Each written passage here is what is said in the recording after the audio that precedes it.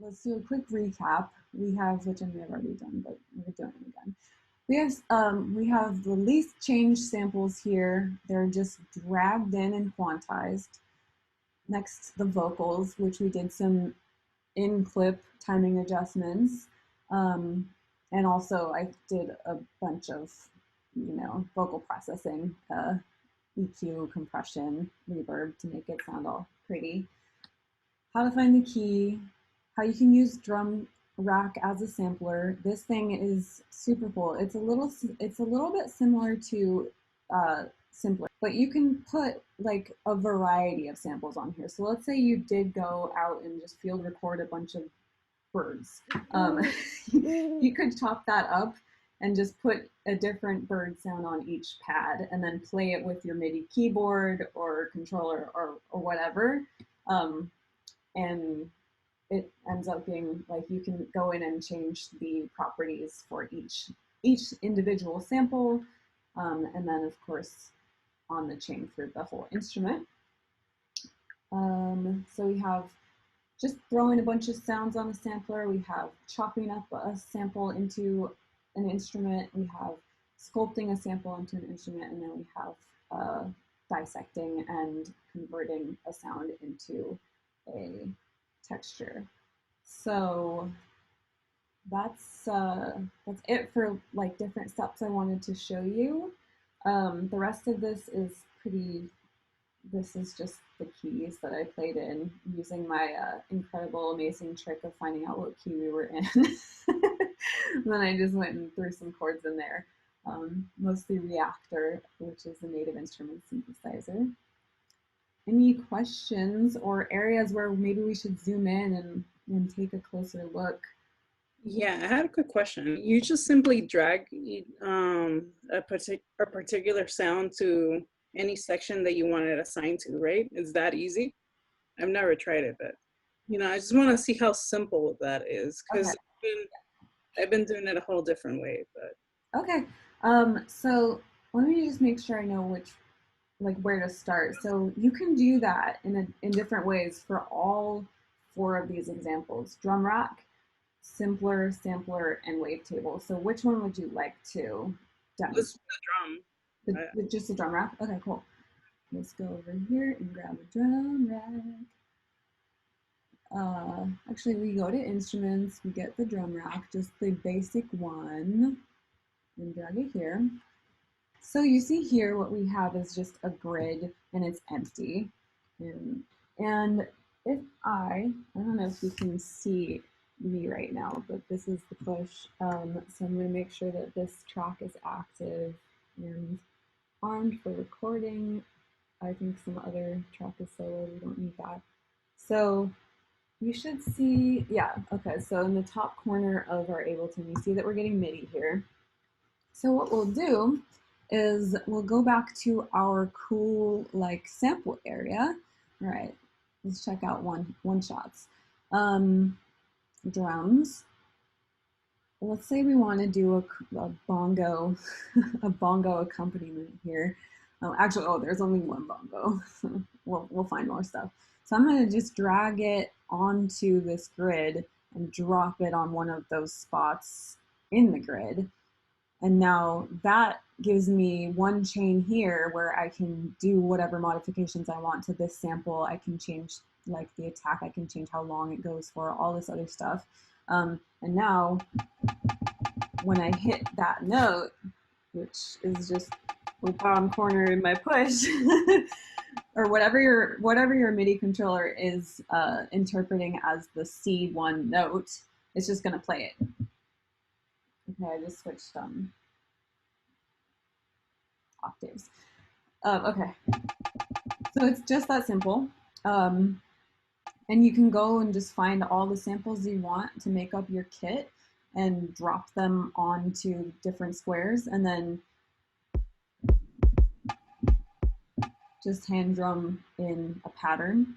And if you're doing this with musical elements, then go crazy. Just kind of drum them into however you want them to sound. And that's kind of what I was talking about when I was mentioning the first time I tried to remix a song. I took our like stop song and just cut it into slices that were like, oh, this little vocal is interesting, and just threw each one of those onto a square, and then just kind of played it until I was feeling like it was going somewhere, like it had any type of groove, which looking, it probably didn't, but it felt like it. So that's all that matters. Yeah, Okay. that's pretty much it. I didn't realize it was that simple. Yeah, no, it's super powerful. It's amazing. I had a quick question, what was an early discussion that you both had about the sound that you actually wanted as the end result? Did you have like a discussion over it? Did you have any like keywords that you threw at one another, or like how did it happen? So in this particular case, this wasn't so much a collaboration as Matilda doing me a huge favor and sending me some stems. I actually told her, like, hey, I would love to do a session on sampling and manipulating sounds. Do you have anything that, like, because I know she's a great singer, do you have any like samples that you wouldn't mind me doing that with? So she sent me her project, which again she recently released, and it's, you got to hear it. So I'll link that. But I just know from talking to you all in these sessions that Matilda wanted to learn a little bit more of like a chill hop type of vibe, which I already mentioned is not my go-to genre, but I drew from it as inspiration. If I was going to do this like a more intentional collaboration, then those are the types of things I would have discussed up front, is like, okay, like what general genre are you going for? What vibe? Like, but in this case, it was really just give me some samples and I'll play with them and then teach you some stuff, hopefully. So, yeah. Even though it was, still the output is so incredible. Imagine when you take it one step further, like you said, and I have an actual collaboration. I wonder how that's going to, like that kind of end result will be like freaking awesome. Absolutely. And this was like the best surprise ever. I want someone to do this every year on my birthday. Aw, I'll do it.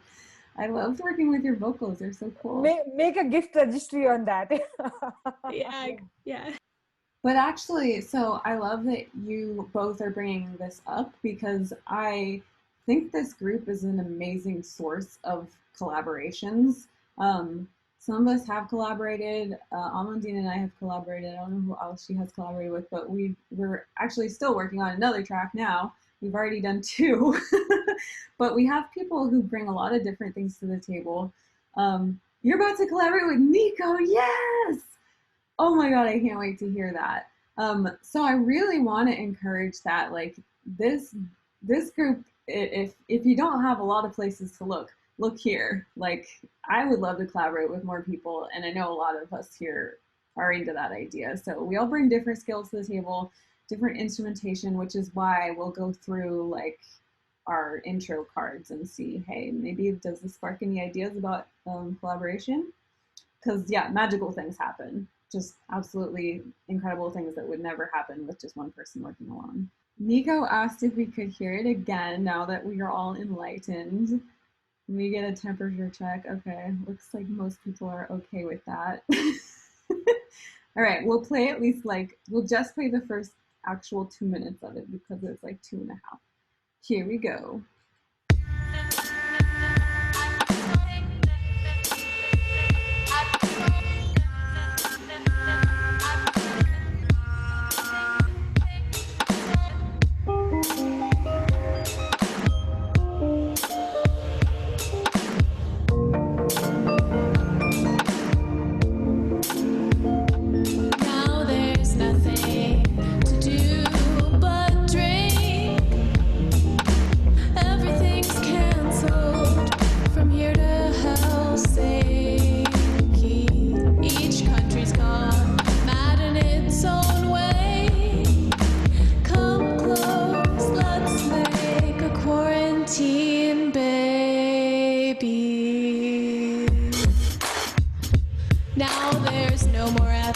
episodes to catch up. We've been doing a puzzle, but we're stuck.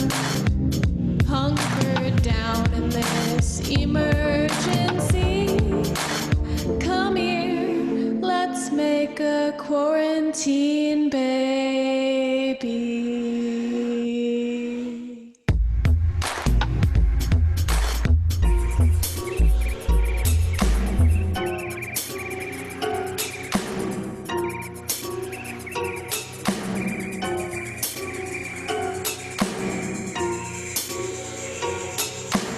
Elders shut in, we can't visit.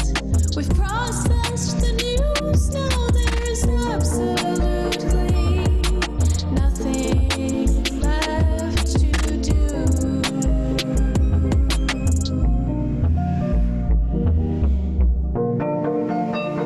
Next year, no one will be able to hide what they did while they were stuck inside. In 50 years, politicians will plead with the generation of quarantine babies.